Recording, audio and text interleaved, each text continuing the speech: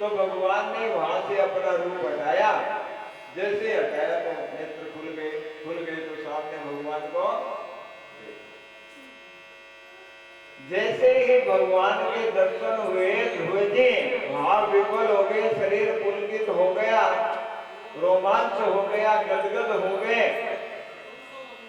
मानो नेत्र कह रहे हैं कि इस रूप को पी जाऊं। और शरीर स्पर्श करना चाहता है, वाणी है वो स्तुति करना चाहती है। ध्रुव जी सोचने लगे कि मैं तो बालक हूं, कुछ जानता भी नहीं, इतनी स्तुति करूं तो कैसे करूं। तो भगवान ने अपना शंख है वो उनके कपोल से गाल से छुआ दिया। ऐसा करते ही उनके अंदर सारी जो वेद वाणी है वो प्रकट हो गई। अब ध्रुव जी स्तुति करते हैं। योऽन्ते प्रविश्य मम वाचमिमां प्रसुप्तां सञ्जीवयत्यखिलशक्तिधरस्वधाम्ना अन्यास्य हस्तचरणे श्रवणे त्वगादीन् प्राणान् नमो भगवते पुरुषाय तुभ्यम्।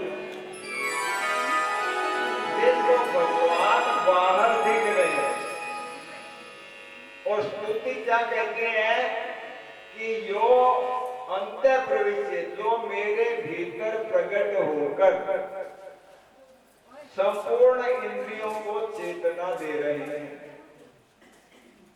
भगवान दृश्य नहीं है, दृष्टा है भगवान। तो जो मेरे भीतर है प्रकट होकर संपूर्ण इंद्रियों का संचालित कर रहे हैं, उनको जीवन दे रहे हैं। और जो अखिल शक्तियों के धाम है, सारे हाथ पैर आदि इंद्रियां वो उन्हीं के द्वारा संचालित हो रही है। ऐसे प्रभु को मैं प्रणाम करता हूं।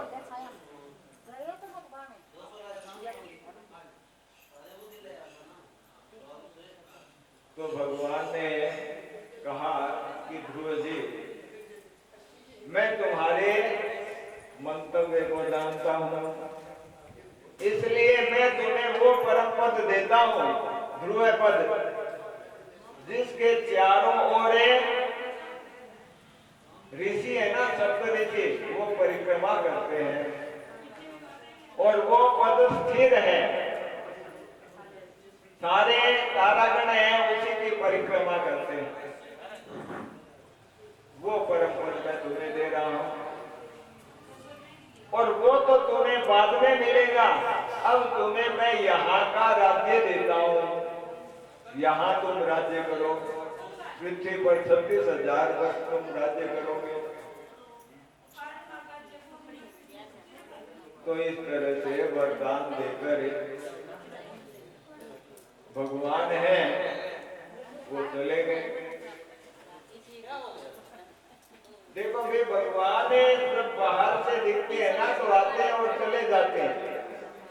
जब भगवान अंदर ही प्रकट हो जाते हैं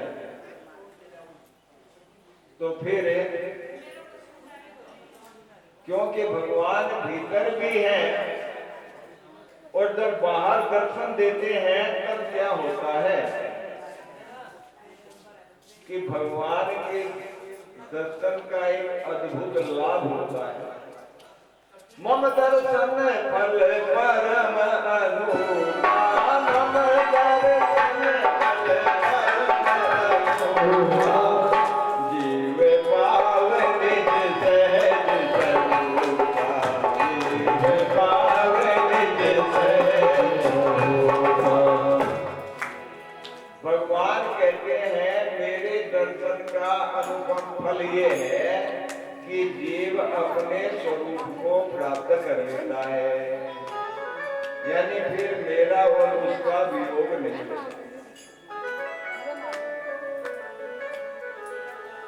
तो इस प्रकार से भगवान चले गए तो ध्रुव जी को बड़ा दुख हो।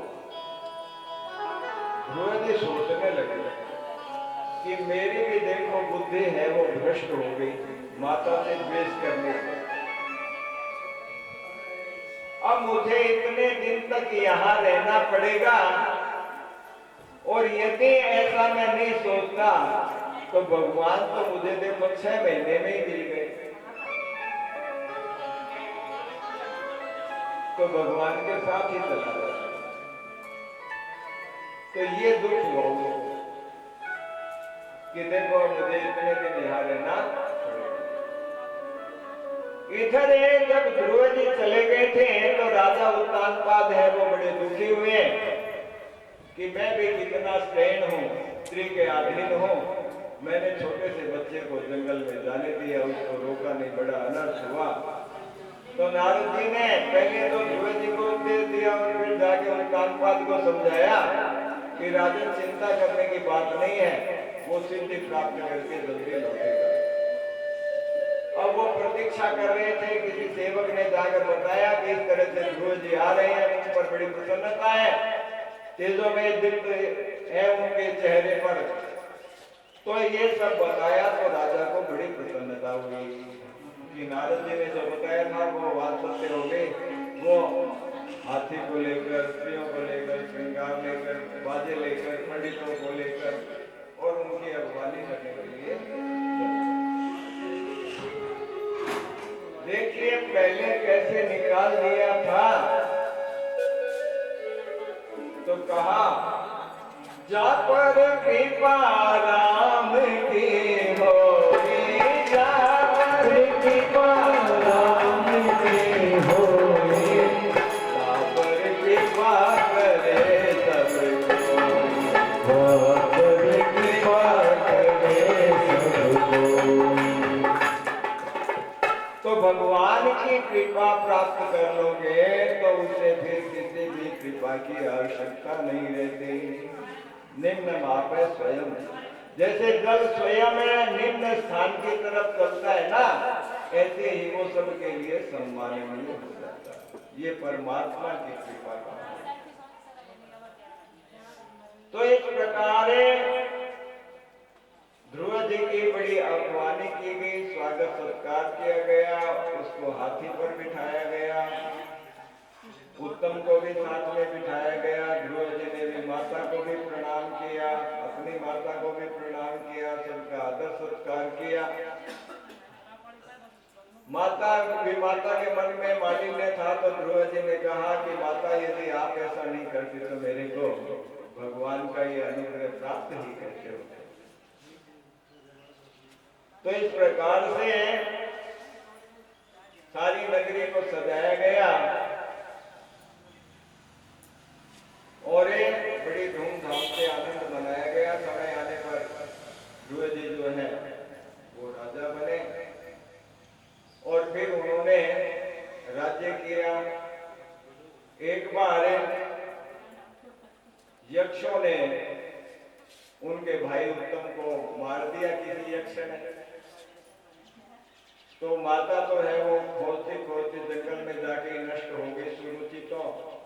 और जब ध्रुव जी को पता लगा तो उन्होंने यक्षों के साथ ही युद्ध किया, बहुत से यक्षों को मार डाला। यक्ष है उनके राजा जो कुबेर है। तो ये जो भयंकर युद्ध हुआ तो उसमें उनके दादा जो मनु है वो मनु आए, आकर उन्होंने समझाया कि पुत्र तुमने बाल्य अवस्था में ही भगवान को प्राप्त कर, फिर इस संघर्ष में क्यों लगे हुए? जो भगवान के भक्त होते हैं उनका ये कार्य नहीं।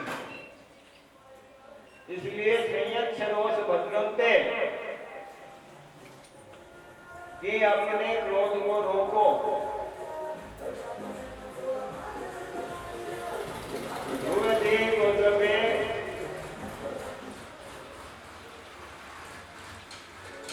तितिक्षया करुणया विद्या किल जंतुषु समत्विने सर्वस्वा भगवान संप्रसिद्धि कि भगवान किससे प्रसन्न होते हैं कि तितिक्षया, जो सहनशील है उससे भगवान प्रसन्न होते हैं, जो सहन कर लेता है। संसार में जिसको सहन करना आ गया परमात्मा के मार्ग में तो वो परमात्मा को प्राप्त कर लेता है। करुणया जो दूसरों पर दया करता है, मैत्रिया जो दूसरों के साथ मित्रता करता है, बैर नहीं करता। दूसरे करे तो करे, पर वो नहीं करता। हमारी जिम्मेदारी अपने तक है, दूसरों की नहीं है। दूसरों को संतों को भी बुरा बतलाते, उनका भी अपमान करते, करेंगे, पर वो थोड़ी करेंगे।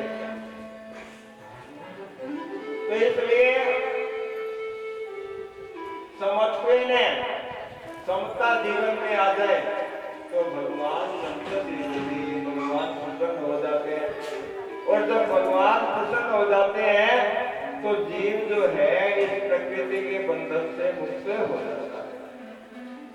जब मनु जी ने समझाया तो ध्रुव जी सिर झुकाकर उनकी बात को उन्होंने स्वीकार कर लिया और उनको उपदेश देकर मनु जी ऋषियों के साथ चले गए। फिर जो कुबेर है यक्षों के राजा, वो ध्रुव जी के सामने प्रकट हुए और उन्होंने कहा कि ध्रुव मैं आप पर बड़ा प्रसन्न हूं। क्यों? कि आपने अपने दादाजी की बात जो है वो सहज स्वीकार कर ली। न तो आपके भाई को यक्षों ने मारा और न आपने यक्षों को मारा।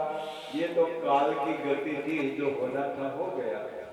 पर तुमने जो ये स्वीकार किया, इस पर मुझे बड़ी प्रसन्नता है, इसलिए तुम मेरे से वरदान मांगो।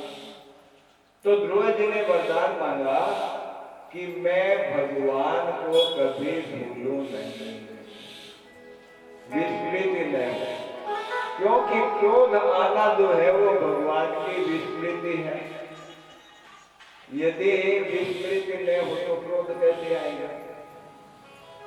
तो इसलिए ध्रुव जी ने ये वरदान मांगा और उन्होंने फिर राज्य है अपने पुत्र को दे दिया और बहुत समय तक भगवान की आराधना की।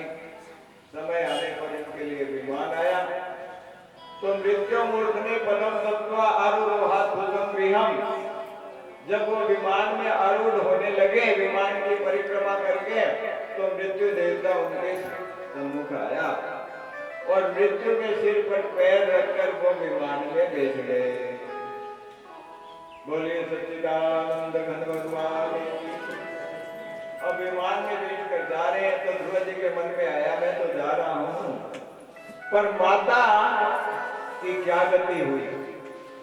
तो वो पार्षद है वो समझ गए कि ध्रुव जी क्या सोच रहे हैं। उन्होंने बताया कि देखो आगे विमान जा रहा है, उसमें आपकी माता जा रही है। इस प्रकार उनको ध्रुव लोक की प्राप्ति हुई। बोलिए श्री कृष्णचंद्र भगवान की।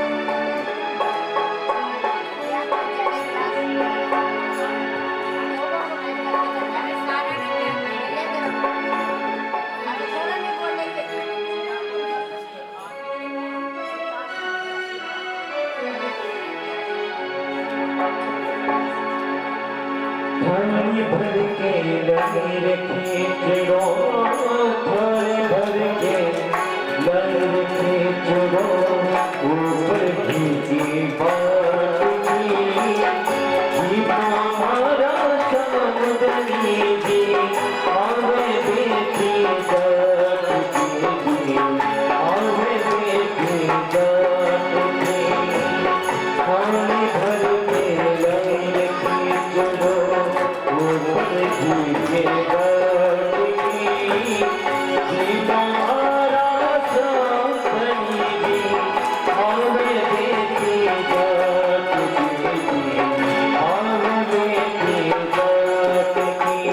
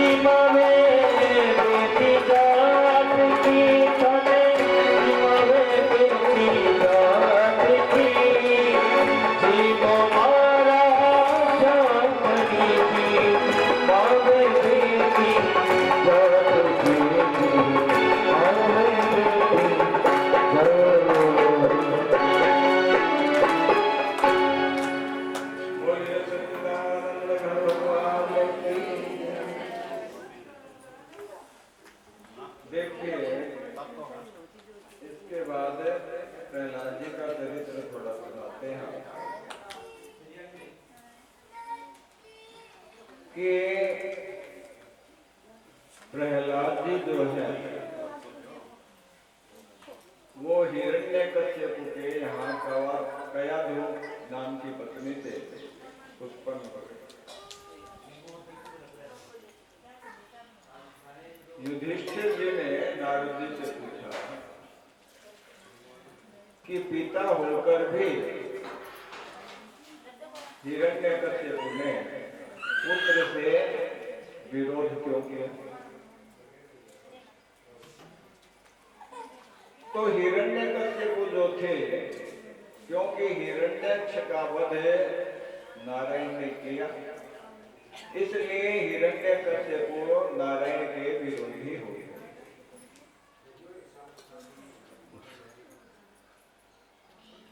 अब उन्होंने बहुत कठोर तपस्या किया और तपस्या करके ब्रह्मा जी से वरदान प्राप्त किया। इतनी भयंकर तपस्या की कि उनके शरीर में केवल अस्थि मात्र ही रहे, एक ज्योति पुंज निकलता था, क्योंकि उस युग में हड्डी के अंदर ही प्राण थे। कलयुग में अन्न में प्राण है, अन्न नहीं खाए ना तो शरीर में शक्ति नहीं रहेगी। पर उस सतयुग में हड्डी के अंदर प्राण थे तो उसमें हड्डी शेष रही। ब्रह्मा जी आए, ब्रह्मा जी ने अपने मंडलूस के जल से उसको छिंटा दिया तो वो ऐसा हो गया जैसे अभी घर से आया। ब्रह्मा जी ने कहा वरदान मांगो। ब्रह्मा जी इतनी देर से क्यों आए? क्योंकि उसके वरदान ऐसे थे इसलिए बचना चाहते थे, पर इतनी तपस्या है तो वरदान देना पड़ेगा। इसलिए ब्रह्मा जी ने पूछा कि भाई बोलो क्या चाहते हो? तो हिरण्यकश्यप ने कहा कि मैं तो अमर होना चाहता हूं। ब्रह्मा जी ने कहा कि देखो हमारी दृष्टि है ना, उसमें कोई अमर नहीं होता, तो इसलिए और कोई वरदान मांगा। तो हिरण्यकश्यप ने अपनी सारी युक्ति लगा ली, जितना वो सोच सकता था ना, न दिन में मरूं, न रात में मरूं, न बाहर मरूं, न भीतर में मरूं, न ऊपर में मरूं, न नीचे मरूं, न अस्त्र से मरूं, न शस्त्र से मरूं, न मनुष्य से मरूं, न पशु से मरूं, सारी युक्तियां उसने लगा दी। तो ब्रह्मा जी ने क्या करके वरदान दे दिया कि ठीक है तो इन किसी से नहीं मरेगा। उसने ये देखा कि इनके बिना मैं कैसे मर सकता हूं।